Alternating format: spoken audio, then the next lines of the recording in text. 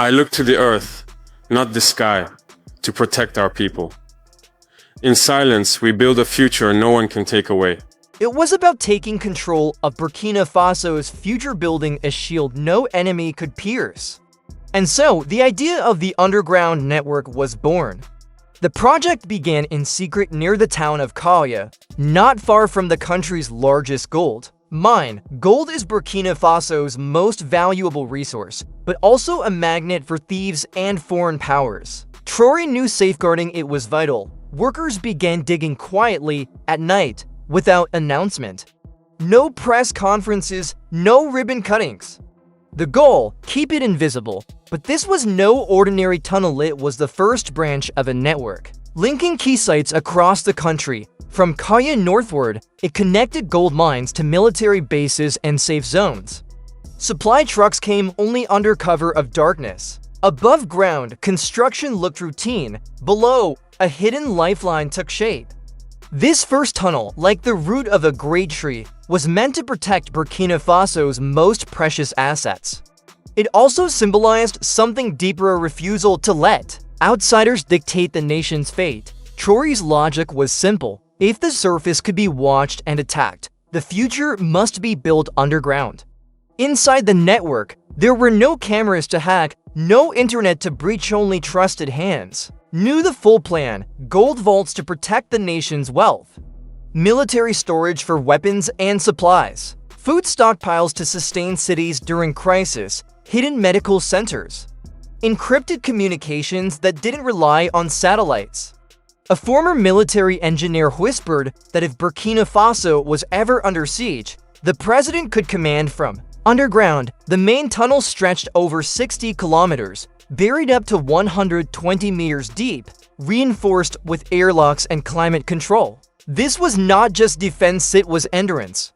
The most remarkable thing about the project was its secrecy. Traore refused to trust digital maps or files that could be hacked.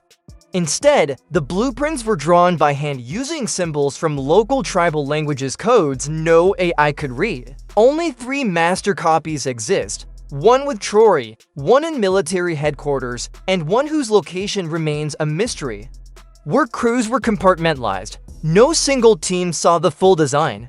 One group dug, another built vaults, another reinforced walls. Only Traore and a handful of advisors knew the whole truth. This made betrayal nearly impossible. Even the workers understood only that they were part of something bigger, something that could save their country. When asked why he never announced the plan to the world, Traore's answer was strategic. Powerful nations use satellites, drones, and spies to monitor weaker states, seeking to control resources like gold and sway leaders. By keeping the tunnels off the grid, he ensured that no satellite could find them, no hacker could steal their plans, and no enemy could target what they didn't understand. This secrecy became a weapon in itself. Western intelligence agencies were baffled detecting odd heat signatures underground, but unable to confirm their origin. A European report labeled it a non-digital anti-surveillance military network. Analysts called his approach the hedgehog doctrine, a strategy of curling inwards to protect vital assets, then striking only when necessary. Traore made no threats, gave no boasts. When a journalist asked about the tunnels, he simply smiled. We don't speak loudly. We prepare quietly for what we must protect.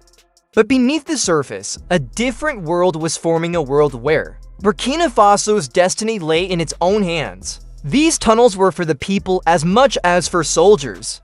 Traore built them to safeguard not just gold or arms, but hope, history, and identity. Parents felt reassured knowing their children had a refuge.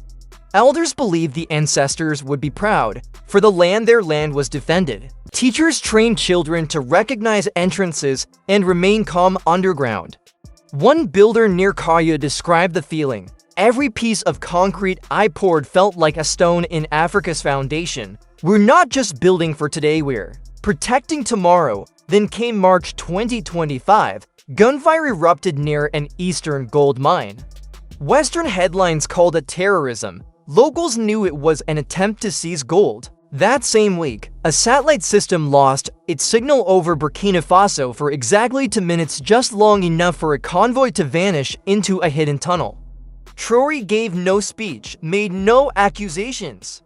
He simply ordered, "Move all the gold underground." In that instant, the project became a lifeline, proving its worth in protecting the nation's wealth. After the attack, Traore met quietly with leaders from Mali and Niger near Koudougou. Their plan was bold: protect resources, resist foreign interference, and create a new style of defense.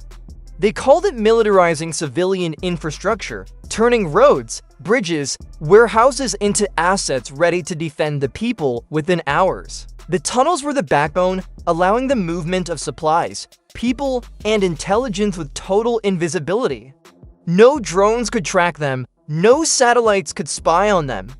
Traore told his counterparts, "Our ancestors had no internet or GPS, but they survived. They won. We can learn from them." His network was built in that same spirit: simple, strong, and sovereign. For decades, foreign powers had offered aid that came with strings, expecting loyalty in return. Traore rejected this. The tunnels were built by local workers, guided by local knowledge, fueled by local pride. No foreign company touched the blueprints, and no outsider profited from the work. A widow whose husband had died in a mine collapse. Years before put it best, back then, we had no shelters, no safety, so the vision of an underground lifeline was born. It began in absolute secrecy near Kaya, the gateway to Burkina Faso's largest gold mine. Gold, precious, powerful, and dangerous, was both the nation's treasure and its greatest vulnerability. Traore understood that guarding it meant safeguarding the country's future under the cover of night. Crews dug in silence, no announcements, no cameras, no ceremonies. What emerged wasn't just a tunnel, it was the seed of a vast hidden network. From Kaya to the northern frontier, these arteries would link gold mines to military strongholds and secure zones. Trucks moved only after dark, their tracks erased by morning. Above ground, the story was routine roadworks, construction, while below, a shield was taking shape. This first passage was like the root of an ancient baobab, deep, strong, unseen. It carried more than gold, it carried defiance. If the open sky could be watched and attacked, the nation's heartbeat would have to move beneath the earth.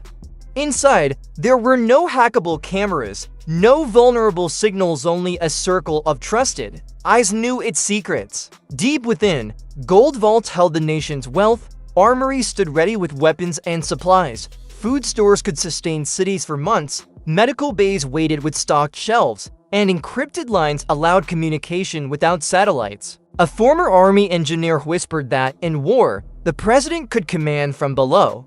Built to endure, the main tunnel alone is said to run more than 60 kilometers, plunging 120 meters underground, as if the land itself was folding its arms. Around the country, the tunnels boast thick, reinforced walls, airtight locks, and even climate control systems designed to keep the air fresh and cool deep underground.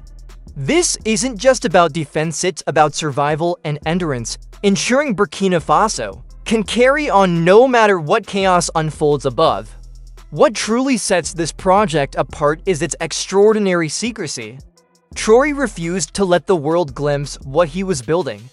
He distrusted digital blueprints that could be hacked or traced. Instead, every tunnel plan was painstakingly hand-drawn using ancient symbols from local tribal languages, codes no computer or AI could decipher. Only 3 complete copies of the master design exist, one held by Traore himself, one secured in a military vault, and a mysterious third whose location remains unknown. Each construction team knows only their small section. One group digs a tunnel, another builds a vault, yet no one but Traore and a trusted few see the full picture. This compartmentalization makes sabotage or betrayal nearly impossible. Even the workers only know they're part of something greater, a lifeline for their nation. Why keep this bold vision hidden? Because powerful global players armed with satellites, drones, and spies, constantly watch and seek to control resources like gold and influence leaders like Traore. By working in shadows, he keeps enemies guessing they can't spot tunnels. From above, hack plans with no digital trace, or strike what they don't understand. This secrecy is a weapon in itself. Western intelligence agencies have been left frustrated, detecting unexplained heat signatures beneath the earth but unable to confirm their source. A European report dubbed it a non-digital anti-surveillance military network, a cloak blocking foreign eyes. Analysts have named Traore's approach the hedgehog doctrine, like the small creature curling to protect its soft core. Burkina Faso is quietly preparing, digging deep, hidden from view. When the time comes, it will strike from the shadows. This isn't about provoking war, it's about being ready for it.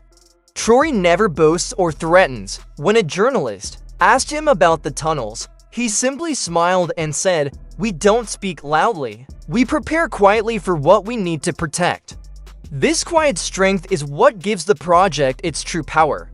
On the surface, Burkina Faso looks like any other country: new roads, trucks rolling by, construction buzzing, but beneath the ground, a different world is quietly taking shape. A world where Burkina Faso holds the reins of its own destiny, free from outside interference. These tunnels aren't built just for soldiers, they're for the people.